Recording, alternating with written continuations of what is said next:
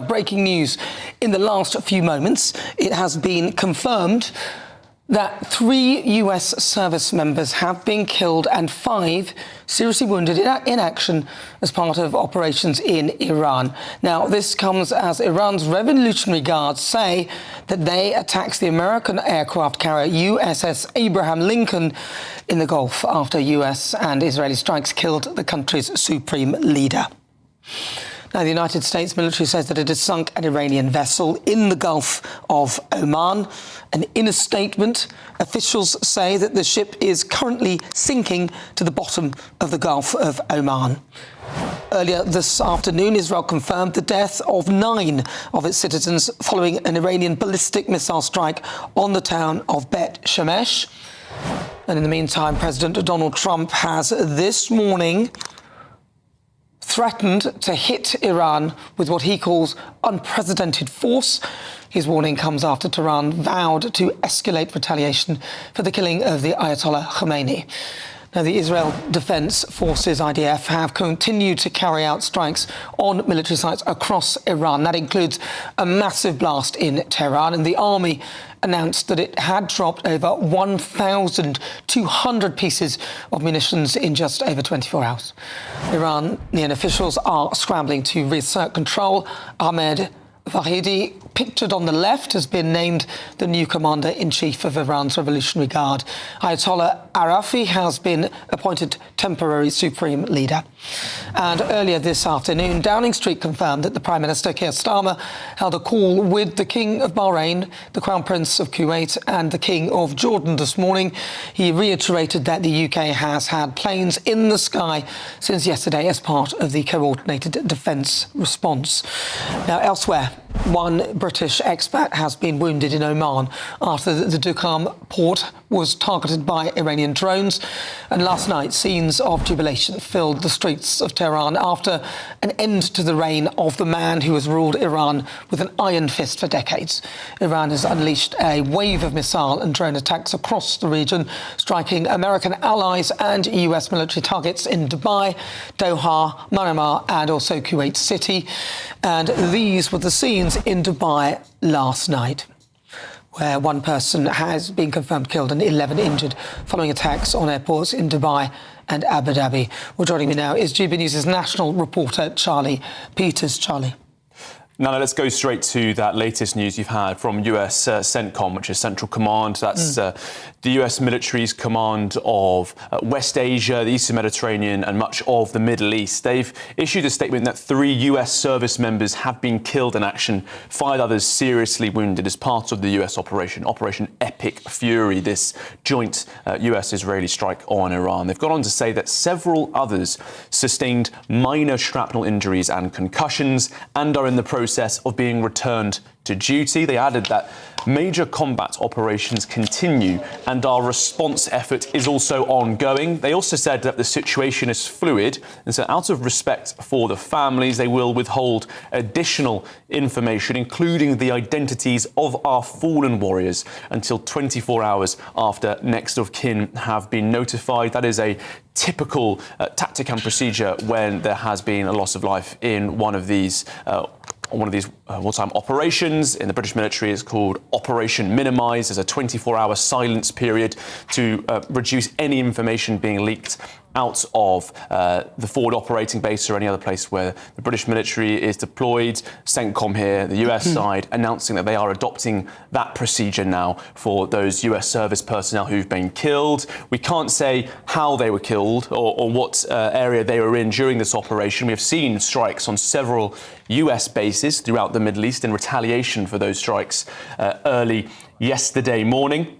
We can also tell you as well that there has been this indication from the United States. They claim that they have also sank an Iranian ship to the bottom of the Gulf of Oman. This also coming out of CENTCOM, saying that it sank the Iranian Navy Jamaran-class corvette during the opening strikes of that operation yesterday. Some satellite imagery from a company called Vantor, which was uploaded online yesterday, appeared to show the heavy black smoke rising from the Iranian Navy's Konarak base following those strikes yesterday morning. And the US CENTCOM now saying that they have sank that Iranian Iranian ship. We've also had a report coming out from AFP, the news aggregator there, Saudi Arabia claiming to have intercepted Iranian missiles targeting Riyadh's international airport and the Prince Sultan airbase, an airbase which has hosted coalition Western forces in the past, where Western training is conducted for air defences. This source, speaking to AFP, said that those air defences successfully intercepted Iranian missiles near Riyadh airport and that airbase on Sunday afternoon. So ongoing Iranian retaliation. It's been extraordinary, Nana, to see the number of Arab countries hit, not military areas, but also civilian, residential, infrastructure areas. And while there's been much discussion about the legality and the international humanitarian aspect of the American and Israeli strikes, similar questions need to be posed, of course, to Iranian strikes on civil defence areas, on infrastructure, on civilian areas, which of course would be a breach of the law of armed conflict, a total failure to distinguish between combatants and civilians, and clearly, obviously, failing the proportionality test of any law of armed conflict. We can also bring you an update of further retaliations from Iranian missile strikes in northern Israel. The sirens have been sounding there, Nana. I think I can also bring you a further update from the IDF. They've now said that they've initiated a fresh wave of strikes in the heart of Tehran. That's been issued to us just at the start of this hour. The Israeli Air Force saying they've initiated a new wave of strikes in Tehran, and some interception attempts are ongoing, but that's the latest update we have from them. We have also, Nana, had a claim from the Iranian military that the carrier strike group, the main aircraft carrier off the coast of Iran, that is the Abraham Lincoln, the Iranians said that they've hit it. We have just had some breaking news here from the US military, from CENTCOM again, now saying that its carrier was not hit by Iran, adding that missiles that were launched towards them didn't even come close. Now that comes after the Iranians had claimed that they had hit the USS Abraham Lincoln, but we've just had that update from CENTCOM, very much disputing that claim. Further to that point I just made about these strikes on northern Israel, we're now hearing from the IDF Home Command that civilians in those areas have not been injured in the latest Iranian missile attack in the north of Israel. The IDF Home Front Command says that civilians in those areas should now leave bomb shelters but remain close to them, but yet no injuries from those latest rounds of Iranian missile strikes. So that is the latest situation as we find it, Nana. An ongoing exchange of missile fire and airstrikes between Israel and Iran. We're now having further confirmation of the naval battle here as well. Claims from Iran rejected by the US that its main carrier hasn't been hit. They're saying that is not the case. They didn't even come close. And we've also had that corvette image of the Jamaran-class corvette being sinking to the bottom of the Gulf of Oman at the Char-Bahar Pier. That's from US Central Command. So very much still an ongoing, very kinetic battle space, Nana. All right, Charlie. Right, let's get the former Deputy Speaker of the Israeli Knesset, Moshe Reglin, on very shortly. But I'm just wondering, with all of this going on, how unstable this makes the Middle East.